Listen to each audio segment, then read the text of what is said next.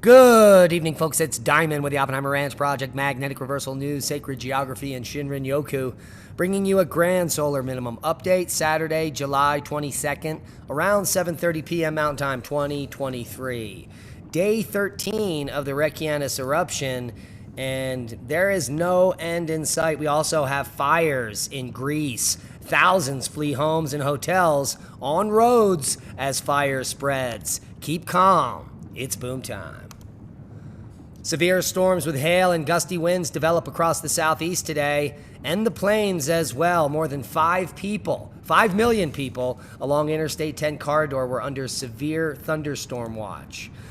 Storm reports severe weather moved through northern Kansas earlier. Here are the storm reports as of 7:46 p.m. Atwood, ping-pong-sized hail. Marion County, 60-mile-per-hour winds. McPherson County, power lines down. Hello, let's check out poweroutage.us. Not too bad, just about 40,000 without power in Tennessee, Louisiana, and Georgia. It could be much worse. Now, the first named hurricane of the Atlantic hurricane season is Don. And Don's been around for weeks. It may be one of the longest-lived storms in the Atlantic basin, but it became the first hurricane of the 2023 Atlantic season. And let's take a look at Don. Hurricane Don. Maximum sustained winds at 75 miles per hour. And it is headed towards the UK. Let's take a look at the tracks of Don. Could be headed towards Ireland or the UK. Most of them are showing it hitting the UK in about 4 or 5 days. So that's Don. We also have Invest 95L, which is headed towards the Leeward Islands. It's moving a little south of the projected path, but it should be interacting with the Leeward Islands in just about 3 days. So 2 systems in the Atlantic Basin, with Don becoming the first named hurricane of the 2023 Atlantic season. Here's the full forecast. Relentless heat and steamy conditions continue. The heat will continue the rest of the weekend across large portions of the west and into the northern plains and across parts of Florida, Texas, and the Gulf Coast.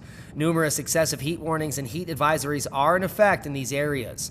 Looking ahead to next week, the ridge of high pressure producing the sweltering temperatures will begin to extend into the central and eastern states, and the monsoon has returned as we got the first rain today in quite some time. Here's the smoke map.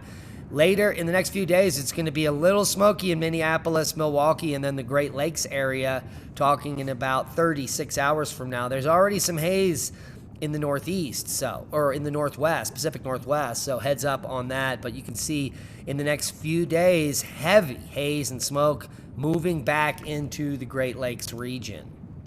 Now, fires in Greece. Thousands flee homes and hotels on roads as fires spread. The country's fire service has described the fires as the most difficult it is currently facing. It's estimated more than 3,500 people have been moved by land and sea to safer locations. Here are tourists gathering outside after being evacuated from their resort hotel. Seismic update. No quakes of note. All is quiet on the Western Front. Worldwide volcano news update. We've got Ibico, an eruption to 10,000. Karangitang to 8,000 feet. And the big winter chicken dinner is going to be Ubinus to 28,000 feet. Semeru also puffing to 14. Fuego, some volcanic ash there. Popo to 22 and Sangay to 20. And then that moves us over to day 13 at the volcano eruption in Iceland. This is Isaac Finnbogason. Give him a thumbs up, subscribe. He has a very nice drone, and he is there every day getting spectacular footage like this. Good work, Isaac. Go over and subscribe to his channel. There was a little bit of a change in the eruption the other day. As we suggested, it started erupting back out of the south, but it looks like it's changed back to the way it was last night. All the links will be below to check out the action. So here's the report on what happened at the volcano last night. We were predicting that something was afoot as there was an occlusion in a lava tube, and lava did overflow the southern rim and restored the main lava channel for a brief time. But now 2 lava flow branches are active, and well, you can go check it out live here at ruv.is. Space weather news update. The sun is covered in moderately large sunspots. They're just not doing anything. The only spot to be active is the one that is now not facing Earth. So the Earth facing quiet continues, and almost could be predictable that active region 3372, as it was quiet across the whole sun, was going to flare on the other limb, and it did. Just an isolated M3.1, and there is nothing headed towards Earth. The 3-day geomagnetic forecast is for all calm, and the geomagnetic storm that was forecast barely got above KP 4.3. In fact, it didn't. So those are the facts at Solar Max. Some really good information here about how to stay healthy. These are the 5 foods that are key to maintaining good gut health, and good gut health means you don't get sick. Also, you need exposure to the sun daily to keep your vitamin D levels up. But fruits and vegetables contain prebiotics, which act as a food source for your gut microbes and may boost your overall health. And I was blown away to see what the highest prebiotic foods were. Researchers found the top 5 prebiotic containing foods were, in descending order, number 1, dandelion greens. Almost everyone in the world has access to these, so go get some and eat them up. Number 2 is Jerusalem artichokes.